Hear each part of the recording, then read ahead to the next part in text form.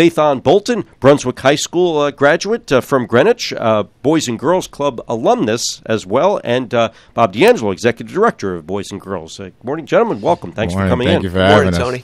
Phaethon's got a great story to tell, Bob, doesn't he? He really does. Inspirational. Yeah. Tell us about how he came from Boys and Girls to playing at Wake Forest as a walk-on. Well, I think he's going to talk a little bit about it. He's a real source of pride to us. Played a lot of basketball with us, took full advantage of all of our programs, and then was a walk-on at Wake Forest. D1 basketball, truly incredible. Really, really incredible.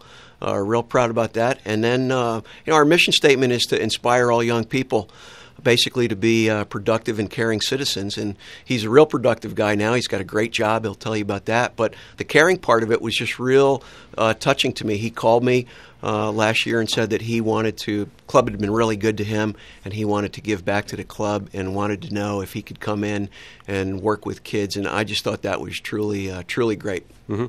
So, Phaethon, who's tougher playing one-on-one against, Bob or Chris Paul? I can't jump.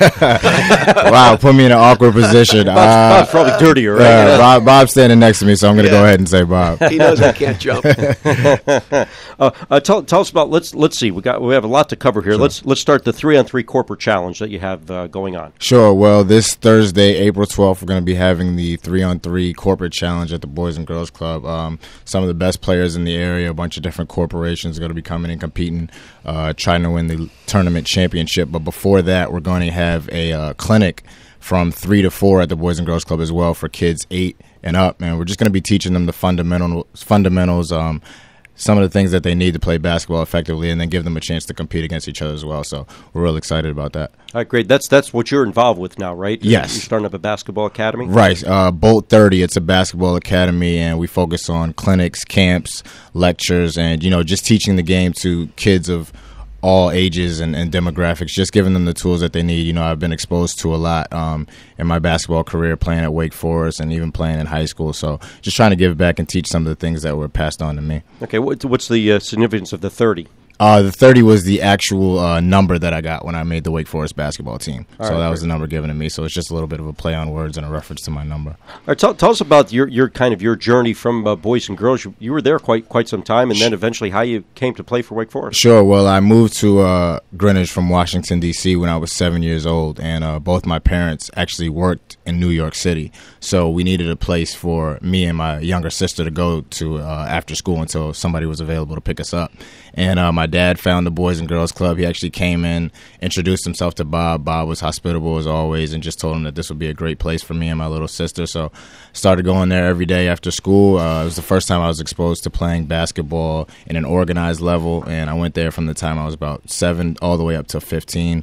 So, the Boys and Girls Club really was my foundation, not only for athletics, but just development overall as a good person. All right, so then you played a couple of years at Brunswick, right? Yes, I played from 2006 to 2010, and from there I was accepted into Wake Forest University, not as a scholarship player, but it was still a goal of mine to continue to play basketball at the highest level. I mean, ACC Division I, it doesn't get any better than that, so it was my real goal to make the team, and I tried out every single year, and I was fortunate enough to finally make it my senior year, so it all worked out. How were you able to stay in shape and stay sharp to be able to keep your skills going to be able to make it finally? Well, for me, it was a personal goal, so when no one was around, I was still training and working on my own, so I was getting up and going to the gym 6 a.m. every morning, running, lifting weights, working on my jump shot, ball handling, anything I needed. Each year I took the advice of the coach when I didn't make the team each year. I asked him what I needed to work on and what I could come back better on, and I took that advice and improved my game each summer. So right.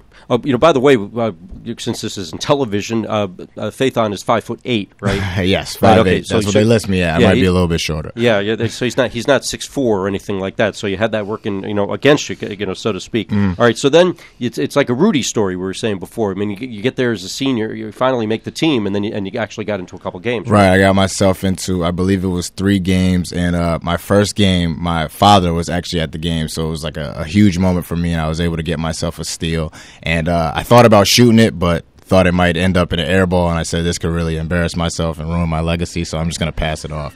Passed it to my teammate. He shot it, and he airballed it, so all the pressure was on him. All right. Now, who were you playing against and where? I was playing against High Point University, and was at our home floor at Wake Forest, the Deacon Dome, so it was unbelievable experience for me. Okay, did you score any points? No, I didn't. Okay. But I was able to get a steal, and just for my father to actually be at the game and see, he's someone who's close to the story and knows all the hard work I put in over the years. So for him to actually see me put on a Wake Forest jersey and get in the game was all the reward I needed. Now, was it like was the crowd cheering Phaethon, or was it?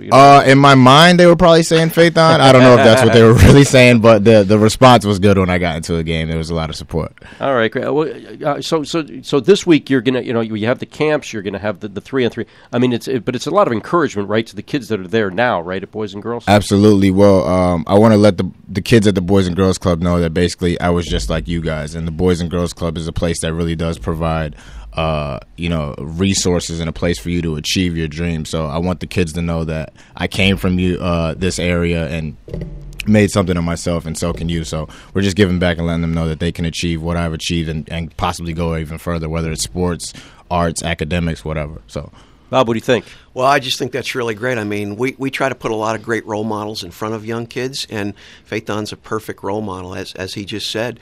There'll be a bunch of kids that look up to him, listen to what he says.